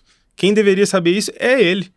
Isso é um negócio muito elementar. Isso é o Mobral, né, Girão? É fazer o ó com o copo, né? Que uma coisa é ele pegar e errar na hora dele definir, assim, uma outra coisa, sei lá. Mas isso é um negócio muito elementar, muito básico, cara. É o nome do produto. Os caras não acertam isso. Isso depõe contra a própria patrimonialização, né? Que é a compreensão do que é, né? Então, eu estou falando isso desde o início, né? Para mim, patrimônio é compreender e divulgar, informar sobre a compreensão, né? E eu faço minhas as palavras do Girão, acho que tudo que ele falou é o que eu quero também para o queijo, mas eu acho que basicamente duas coisas. Informar direito informar corretamente, né, sobre o produto e seu modo de fazer e a importância cultural, né, que tem para Minas Gerais e, de certa forma, buscar que a prática seja salvaguardada pelo incentivo à produção. Ô Girão, vamos supor que nós vamos sair daqui, pegar o carro, vamos na Chamachada ali e vão na cidade administrativa. Eu vou fazer assim, excelentíssimo governador. O que é a prática disso, cara? Será que o governo vai ter que bancar uma... E não é feio, nós estamos sugerindo aqui pro bem de todos, né? Uhum. Será que uma série de vídeos ajudaria? 5 a 10 vídeos que todo mundo possa ver do excelentíssimo senhor governante que fez isso. Você falou de alguém do executivo, você falou de alguém do legislativo, né? Que desde dessa figura até o vendedor do armazém X da cidade tal entendam isso, porque o que você está me falando é uma coisa muito séria. Isso acabou de virar patrimônio, nós estamos fazendo um podcast há mais de 1 hora falando disso, e a gente não sabe. O que a gente pode sugerir? Porque eu quero fazer um corte que eu vou tentar mandar isso para alguém para que seja feito. O que é? Existe eu sou de alguns grupos, né? Eu vejo, tá circulando em alguns grupos, tem uma reunião para um plano de salvaguarda, alguma coisa assim. Não sei quem tá participando, né? Enfim, imagino que tenha um monte de gente que sabe muito, muito mais do que eu, enfim, que tá participando disso. Então, pelo menos tem isso, né? Tem um grupo de pessoas que vão trabalhar na salvaguarda. O IFAM tem um grupo, desde 2008, tem um grupo que trabalha com a salvaguarda, né? Eu já participei, inclusive, de algumas reuniões desse grupo. É um grupo de produtores, de técnicos, né, de várias instituições estatais e das associações de produtores, tá, que discutem a forma de informar. O problema que eu acho é que às vezes as pessoas entendem o marketing como informação, né? E assumem, né, um certo marketing não aderido à realidade.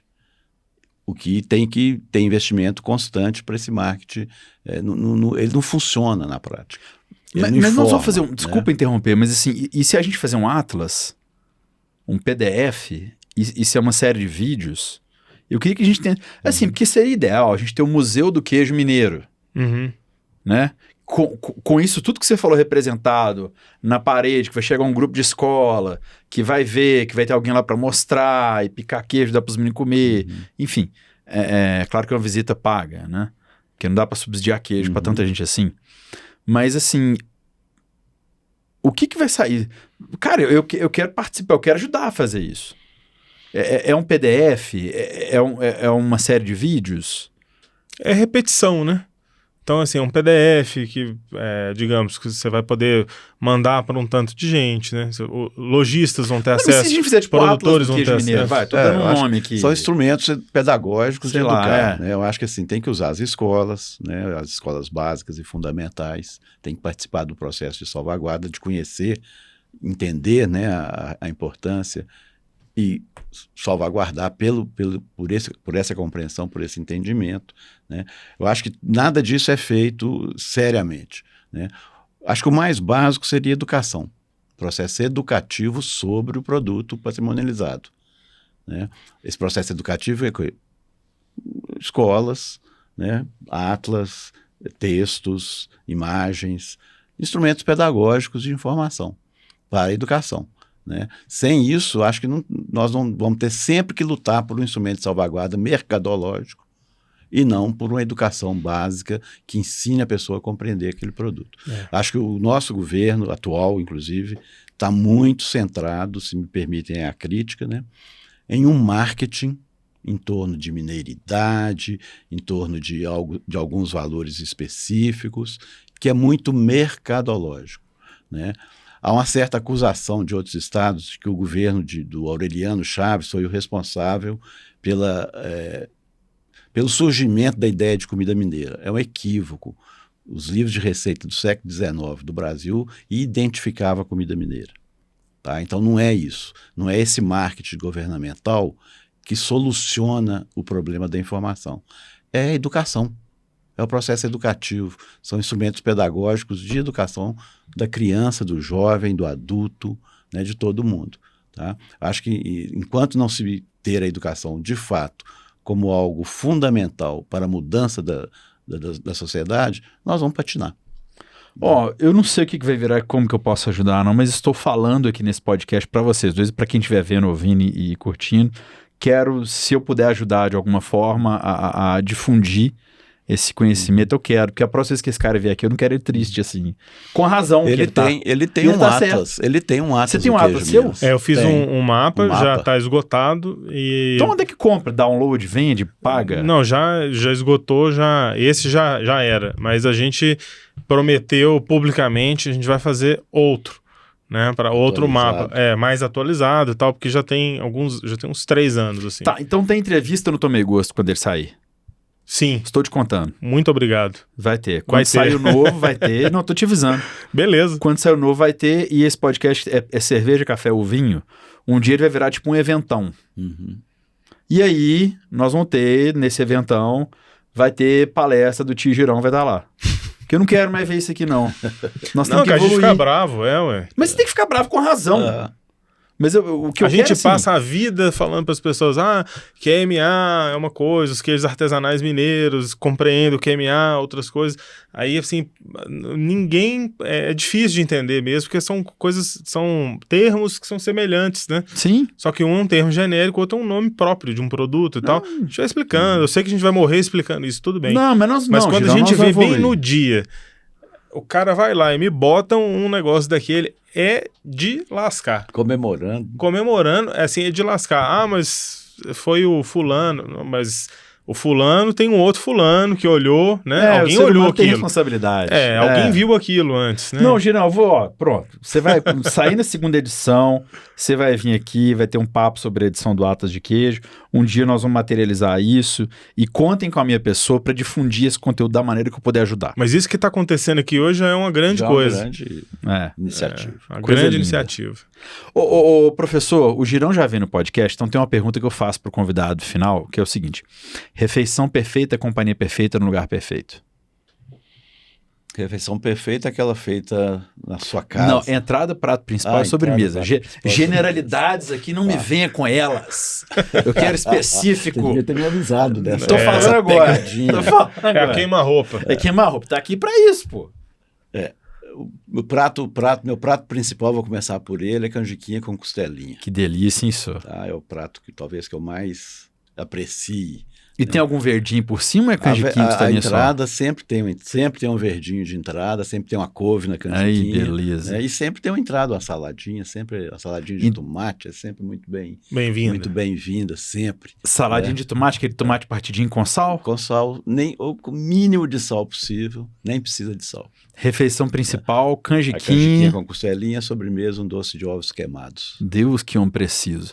Essa canjiquinha, o senhor come ela no prato de sopa ou na cumbuca? No prato de sopa.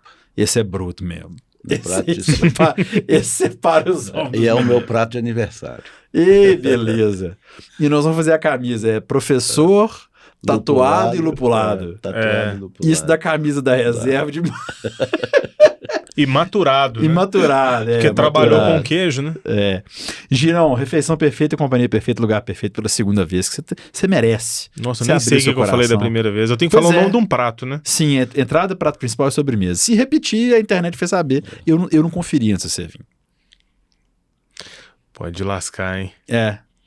Fazer o quê? Você veio? Ó, eu adoro todos os tipos de comida, tudo, mas tem uma coisa que a minha família é lendária por consumir, é o estrogonofe. Que Delícia. não tem nada a ver com comida mineira, que eu adoro também. Adoro canjiquinha, adoro tropeiro, lombo, tudo. Adoro todas essas coisas. Mas o estrogonofe é uma marca da família, né? A família Girão consome estrogonofe e cada pessoa tem o seu, você sabe, né? Pois é, qual que é o seu? Ó, a minha mãe tem um jeito de fazer, né? A minha irmã tem um outro jeito de fazer que é mais parecido com o da minha mãe. E o meu é meio diferente do das duas, entendeu? Carne, frango é o quê? O meu é com carne, é com cogumelo fresco, é com tomate pelado, um pouquinho de vinho tinto, mostarda Dijon. Você flamba no conhaque também, não? Não, só bota um pouquinho de vinho tinto, assim, durante a refoga e tal. Refogo demoradamente, né? Fica um prato bem escuro. Eu tenho essa marca. Aceito convite para experimentar a entrada. Pode deixar. A entrada qual seria? Sim. Nossa, um bom pão com azeite, um bom queijo, bem cortado, né? Não pode ser aquela coisa cortada de qualquer jeito e tal, mas um queijinho bem cortado. Professor, eu sei que nós estamos valorizando o queijo, que o Girão não me veja, mas um dia ele veio aqui, ele pegou um queijo.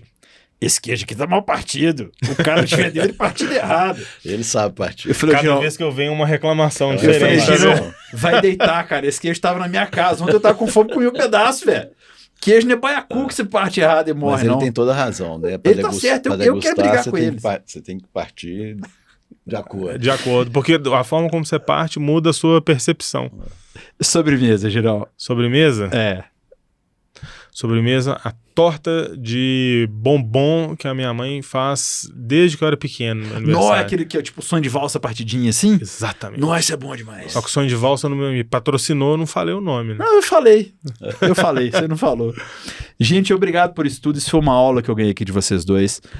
Foi um prazer. Eu espero que as pessoas que acompanharam esse papo possam ter... aprender muito pesado, mas que a gente possa acender uma luzinha na cabeça das pessoas, Sim. né? Eu acho que é isso que precisa. Que é engraçado, né? São coisas tão nossas sobre as quais a gente fala tão pouco. Uma vez o já nosso saudoso Guilherme Fiuza veio aqui, ele tem um filme mineiro, uma animação mineira sobre alimentação, sobre comida, chamada Chef Jack. Vai ter até o segundo agora, é maravilhoso de ver.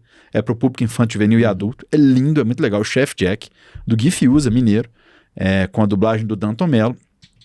E ele falou uma frase que ele falou que, eu não sei se é atribuído ao Ed Guimarães Rosa, que ser mineiro é, antes de tudo, não se falar sobre isso. Então parece que a gente tem hora que leva isso a sério demais, assim, né? Precisamos fazer mais isso.